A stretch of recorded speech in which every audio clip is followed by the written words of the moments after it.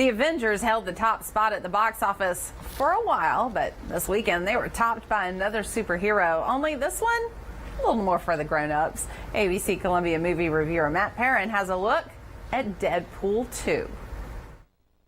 Welcome to another Monday. Even though I did weather this morning, there was no way that I wasn't going to review the box office winner. Last week I said it would be interesting to see how the Deadpool sequel fared against Avengers, and it did not disappoint. It blew Avengers Infinity War out of the water and set some records of its own, although it did miss out on some records to the original.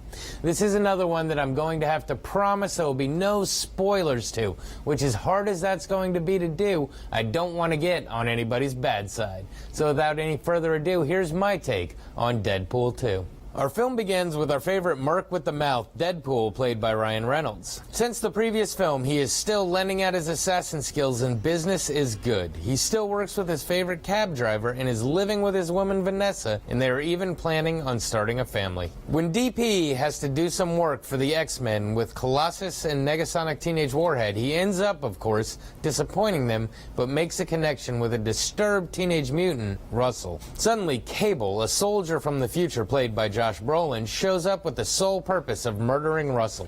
And of course, Deadpool and he have an epic battle, which buys Russell some time, but Deadpool knows he's going to need some help. He sets about recruiting a top-notch group of superheroes to both protect the boy and help put an end to Cable. We're introduced to a group of new and unusual beings with amazing abilities and, of course, Peter. As the movie progresses, our favorite hero and his new group of hero buddies, dubbed the X-Force, set out to rescue Russell, who is being held by a mutant prison. Of course, this turns into an amazing display of non-stop action along with an abundance of tomfoolery. Cable gets in on the fun with his mission of destroying Russell, and needless to say, the plot takes several crazy turns from there. We soon learn that it's important to figure out what you're fighting for and who you're fighting with. We get to see what's truly important, and if this sounds like it's way too deep for a Deadpool movie, trust me, all of these lessons are learned with the maximum amount of hijinks possible. So, what to say about this one? First off, it's safe to say that I was definitely looking forward to this one, being that I thoroughly enjoyed the first. It's the movie that showed that R-rated comic book films could be successful and would be loved by the masses. As far as this sequel goes, it wasn't necessarily what I expected, but that was a good thing. The movie takes a crazy turn from the beginning, and I think it's safe to say that this one dives into some much deeper themes than the original. If they had just done more of the same, then I think it would have worn thin pretty quickly.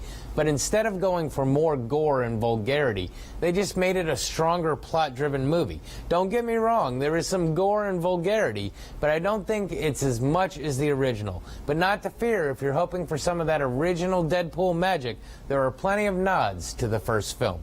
I also find it amazing how little the trailers ruined. In fact, the trailers set you up for one movie, and what you get is nothing like you were expecting. All in all, I found it very entertaining. All of the returning characters are great, and Josh Brolin, who is killing it in the comic book movies this year, also puts in a strong performance. By the way, there are mid-credit scenes that are great, but you don't need to stay all the way through the end of the credits. If you're a fan, you're not going to be let down. This has been your Monday Movie Musing. Back to you. All right. Thank you, Matt. Up next, Tyler has a look at your 7-day forecast.